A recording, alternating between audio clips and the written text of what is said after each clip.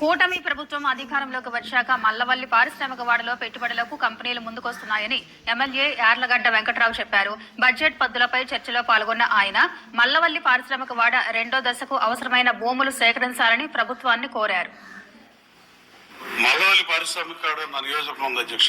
13.60 ఎకరాల ఎస్సీజెడ్ అయితే జిల్లా అధికారులతో సంప్రదింపులు జరిపి సెకండ్ ఫేజ్ ని తగిన స్థలం గుర్తించాను అధ్యక్ష. ఇప్పుడు 479 ఎకరాలు అసైన్ ల్యాండ్ ఉంది అధ్యక్ష. దాన్ని ఎక్స్టెండ్ చేస్తే 183 కంపెనీల ప్రతినిధులు నన్ను కలిసిన పరిస్థితి అధ్యక్ష.